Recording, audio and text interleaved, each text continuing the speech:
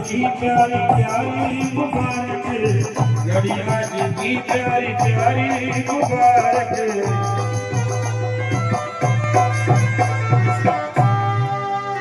रामचंद्र भगवान की जय हो। भगवान आप सब कुछ है, आपको समझना चाहिए, झुक जाना चाहिए। समझ गए का अपन गलती में आ गए, ये समझ रही है कि इसने मना किया है। जब राम जी लक्ष्मण जी आसन पर से गुरु जी के पास से उठे तो राम जी का एक नियम है, क्या उनको, तो राम जी का नियम क्या है कि जो दंडवत करता है उसको पूरा नीचे से गिरने देते, इसके पहले अपने हाथों पर झेल लेते हैं, ऐसा राम जी का सीखा। तो लक्ष्मण जी ने कहा जानकी जी को बस अब झुकाए, अब चिंता मत करो। लक्ष्मण जी आसन से उतरे और दंडवत भगवान के सामने करने लगे। राम जी ने कहा क्या हुआ लक्ष्मण? अरे भगवान लक्ष्मण जी को उठाने के लिए उतरे ऊंचे आसन से, हमने सब राजाओं की महाराज लाइट फीकी हो गई, राजा लोगों का मन फीका हो गया, कुमला गए और अब तो कहने लगे अरे सीता जी को छुड़ा देंगे, विवाह में होने देंगे, ये कर देंगे, वो कर देंगे, ये सारा उल्लड़ अब कौन करेगा, ये सब ठीक नहीं है। तो जनक जी कह रहे हैं बीच में कहां से बवाल हो गया। इधर सखियां सीता जी से कह रही हैं कि तुमने छू लो। सीता जी से सखियां कह रही इनके चरणों को भी छू लो। किसी के चरण छूने वाले मामले से वो बंद करके नजर क्या अपने पति के लोग को चली गई, इसलिए मैं भी तलाश करके छूई, अभी नहीं छूना है। अगर मैंने चरण छुए और मैं कुछ बन गई तो मेरा सारा गड़बड़ मामला हो जाएगा। इसलिए बाबा लिखते हैं गौतम की गति सुरत कर नहीं पर से भगवान मन भी हंसे रघुवंश मन। भगवान राम जी प्रीति अलौकिक जान, अति प्रीति जान करके भगवान हंसने लगे कि वो तो गौतम ऋषि की पत्नी अहिल्या का मामला है, पर ये भी चरण नहीं छू पा रही। बोले मैं तो चरण तलाश करके बाद में छूती रहूंगी, सेवा मुझे ही करना है। ऐसा भाव यहाँ पर महाराज। अब तो क्या होता है, इधर जयमाला हो गई, इधर सारा काम हो गया और वो धनुष के टूटने की आवाज गंधमादन पर्वत पर परशुराम जी महाराज के कानों में पहुंची। परशुराम जी चले आए और क्रोधित होकर फरसा एकदम भयंकर आए नमः। परशुराम जी आ गए, शांत वेश करनी कठिन, देखने में शांत लेकिन करनी बड़ी कठिन। 21 बार क्षत्रिय विहीन पृथ्वी को करने वाले परशुराम जी आ गए।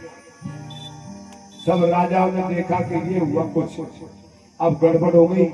जो हुल्लड़ हो रहा था हम ये कर देंगे, हम वो कर देंगे, वो हुल्लड़ था शांत हो गया।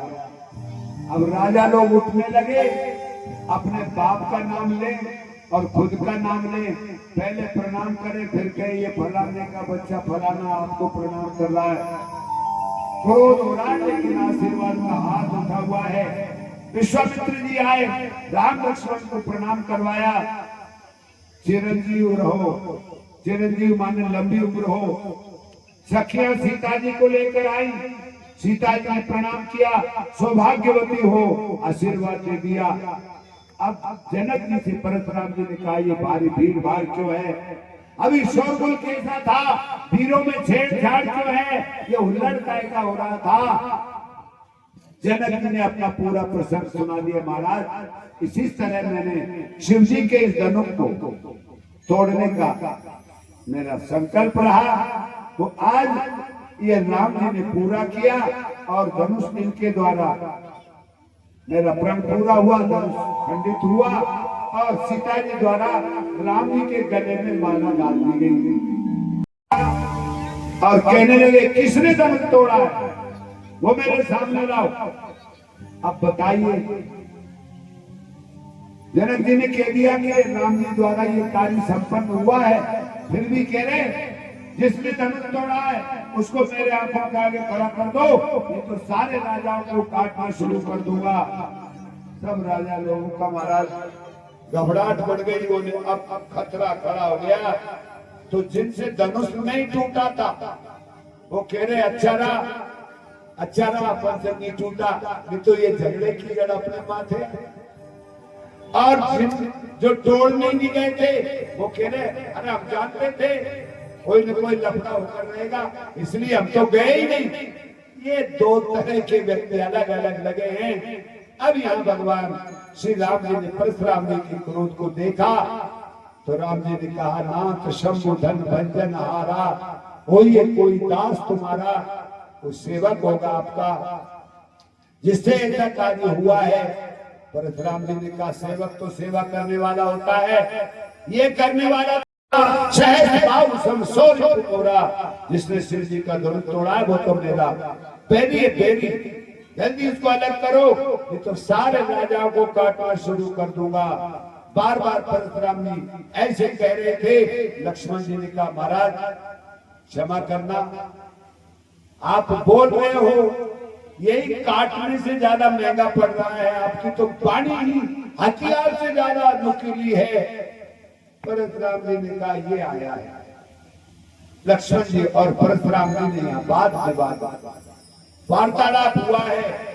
लक्ष्मण जी ने कहा महाराज ये तो राम जी ने तो टटोला था, छुअते ही टूट रघुपति न दोषु, मन पिंड काज करिए कत रोसु, तो सड़ा सड़ाया था, ये तो पुराना था, हाथ लगाते ही टूट गया। परशुराम जी ने कहा शिव जी के मेरे इष्टदेव के धनुष को सड़ा सड़ाया बोलते हो ये वो।